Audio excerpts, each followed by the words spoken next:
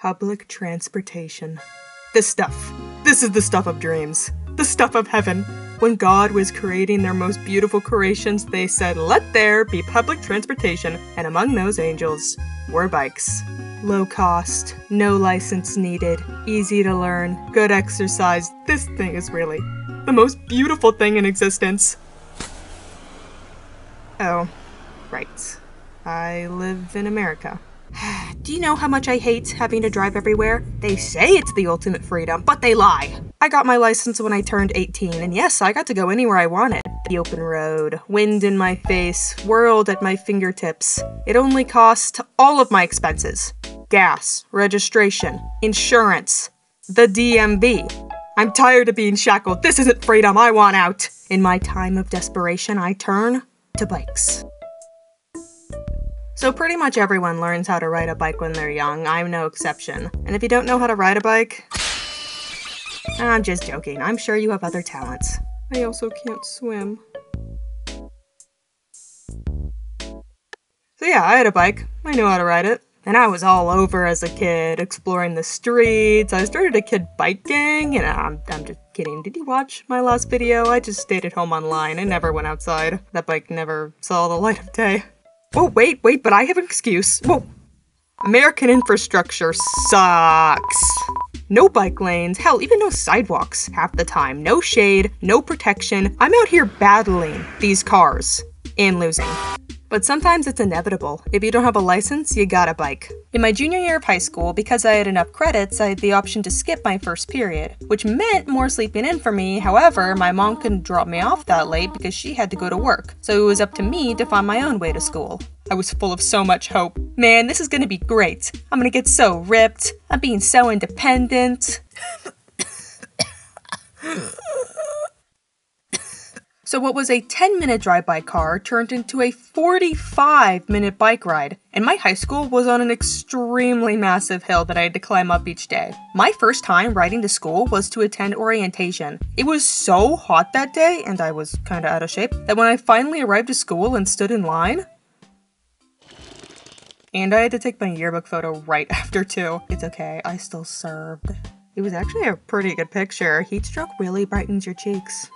Biking to school sucked. There's no other way to put it. I was biking right next to the freeway entrance, no shade, and I also lived on top of a big hill, so they're saying, back in my day, I had to walk uphill both ways to get to school. Well, I actually had to do that. And my ride had no gear shifts to make it easier to go up hills because my dad said that they're for wimps who don't want to feel the burn. By the time I got to school, I was so exhausted and I still had a full day of learning to get through. One time my friend drove by and waved at me and I waved back, then I ran straight into a pool. And I swear to God, the amount of flat tires that I got when I was being created, one of the qualities that I got assigned had to be, has horrible luck with bike tires. Because why was I getting so many flat tires? Am I doing something? Not looking where I'm going? Too much air in the tire? Too little air? It was like twice a month that I would get a flat tire. I felt like I was going crazy. I was replacing those air tube things all the time. I got new tires. Is this just normal? It's a conspiracy by the bike companies to get me to buy more. I know it. So, buying another one, huh? Well, we appreciate your business.